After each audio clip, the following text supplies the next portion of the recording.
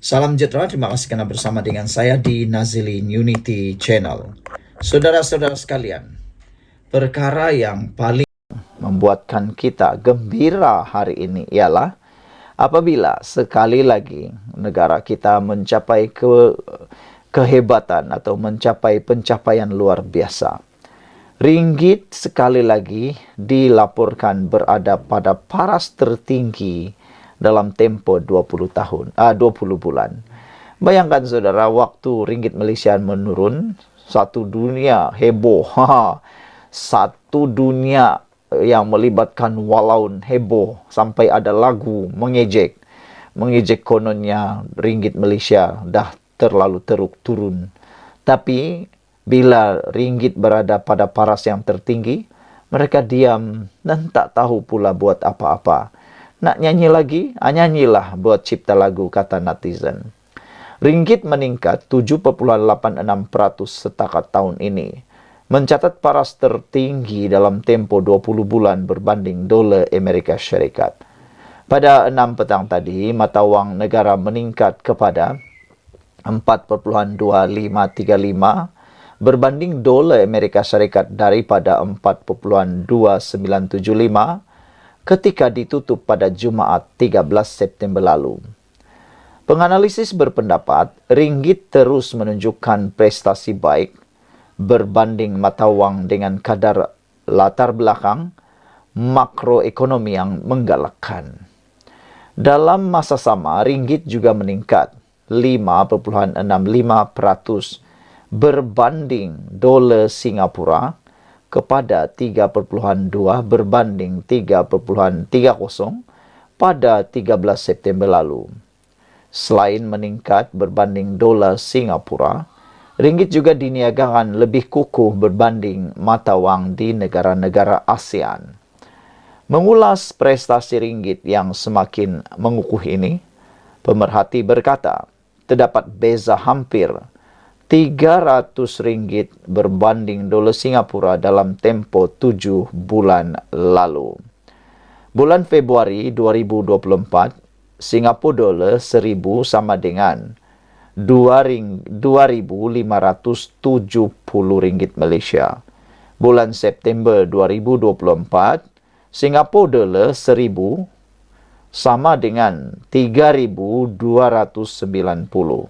Nak dekat 3,000 beza.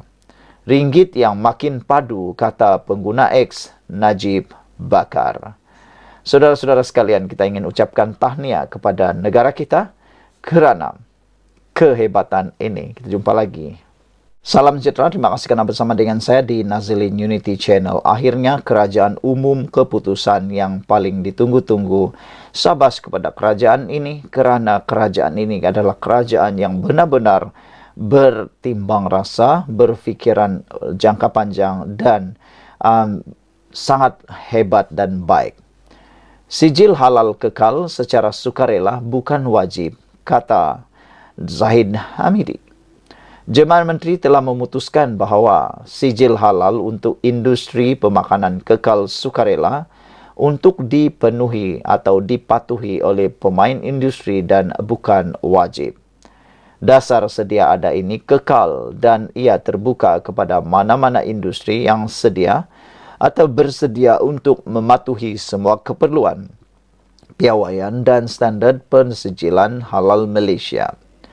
Melalui sijil pengesahan halal Malaysia yang diperoleh tersebut, ia akan memberi nilai tambah kepada pemegang SPHM atas komitmen yang tinggi untuk sentiasa mematuhi standard dan piawaian persijilan halal, kata Timbalan Perdana Menteri Datuk Seri Ahmad Zahid Hamidi. Beliau berkata demikian dalam satu kenyataan rasmi lewat semalam. Sebelum ini, Menteri Agama Datuk Naim Mokhtar mengumumkan pihaknya sedang mempertimbangkan untuk mewajibkan sijil halal. Cadangan tersebut bagaimanapun dibantah oleh ahli Parlimen Seputi Teresa Kok yang berkata keputusan perlu dibuat berdasarkan permintaan pasaran. Sekian untuk kali ini. Jangan lupa tinggalkan komen anda untuk isu dan keputusan paling kita tunggu-tunggu di Malaysia ini. Ada yang kata terima kasih kepada kerajaan kerana meneruskan sijil halal kekal secara sukarela dan bukan wajib. Sekian dulu untuk kali ini. Ikuti terus ulasan kali ini dan tinggalkan komen Anda. Salam sejahtera, terima kasih kerana bersama dengan saya di Nazilin Unity Channel. Ada yang kata, ini mungkin langkah terdesak pembangkang untuk meraih undi, untuk meraih kemenangan dalam pilihan raya di PRK Mahkota. Memandangkan pengalaman mereka kalah teruk dalam PRK Nenggiri. Sehingga ada yang kata ini macam satu penipuan yang berlaku. Apabila anak bekas adun mahkota menegur Anwar Musa, dia kata, bila masa ada tahlil khas dengan PN. Anak kepada bekas adun mahkota, Datuk Sarifah Aziza Said Zain, tidak tahu menahu berkenan majlis tahlil khas yang didakwa akan diadakan oleh Perikatan Nasional PN bersama keluarga Allahyarham. Saudara-saudara sekalian, ini satu perkara yang betul-betul mengejutkan. Bayangkan, ahli keluarga anak bekas kepada adun mahkota ini pun tidak tahu.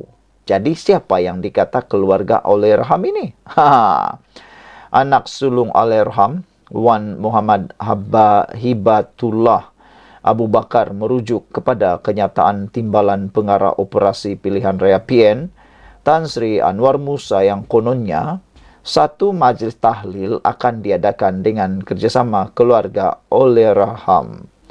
Muhammad Hibatullah menafikan perkara itu, malah menegaskan agar pihak Anwar Musa tidak menggunakan simpati arwah ibunya sebagai bahan kempen.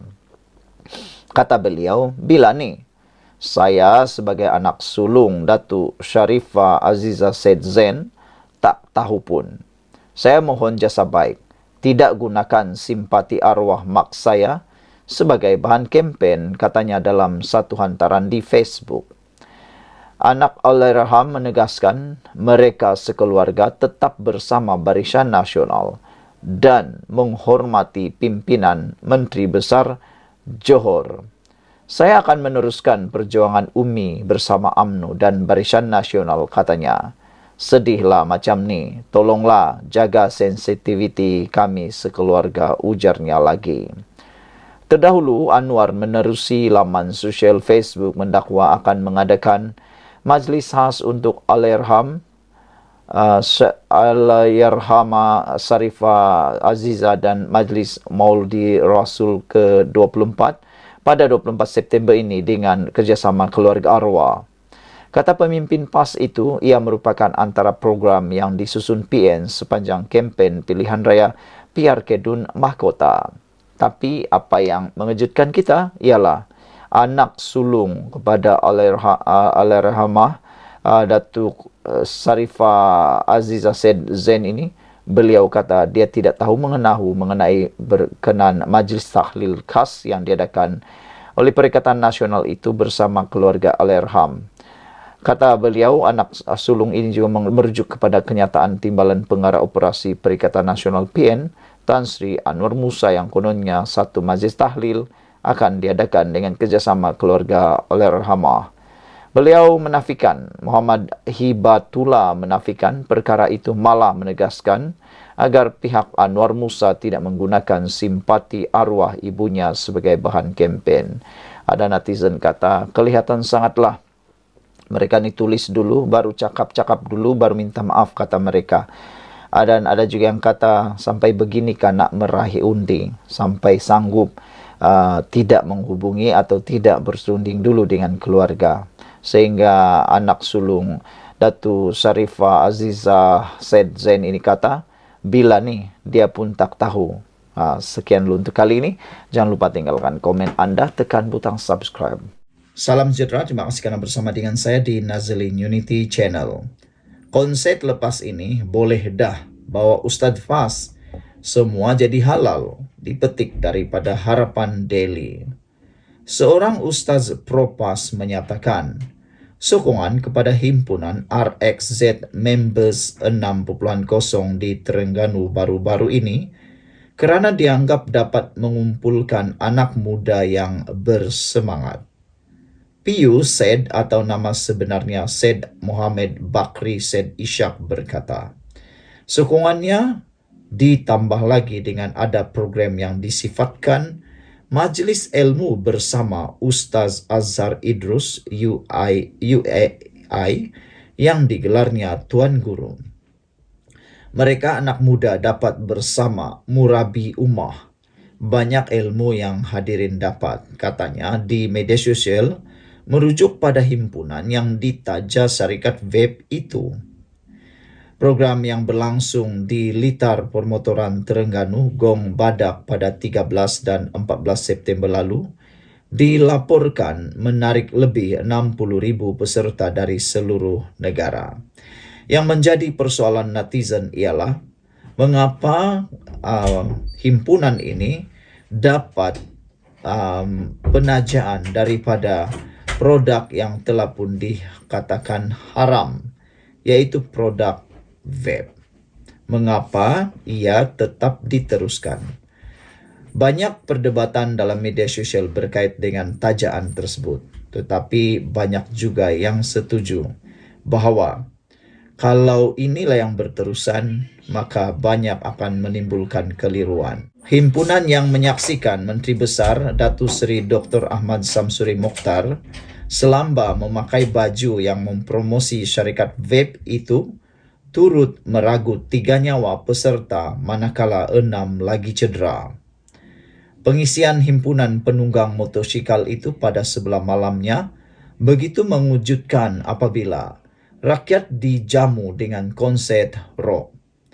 Penganjuran konsert dengan bunyi terlalu bising itu dilihat turut bercangga dengan pendirian UAI bulan lalu yang pernah mengkritik konsert sebagai lagha atau sia-sia.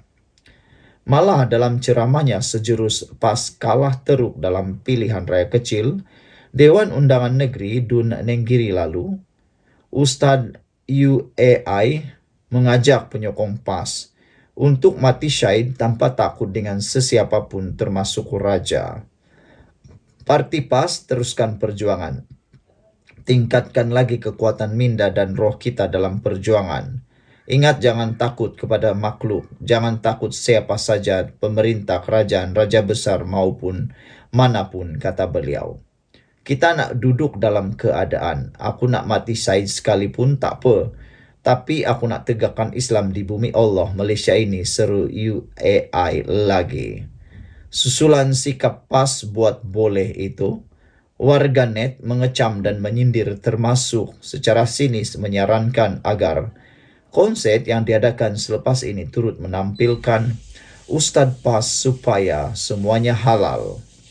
Antaranya, pengguna X Arham American yang memberitahu pernah teruk dikritik penyokong dan Ustaz PAS kerana berpendapat refund perlu diberi jika konsert dibatalkan oleh kerajaan.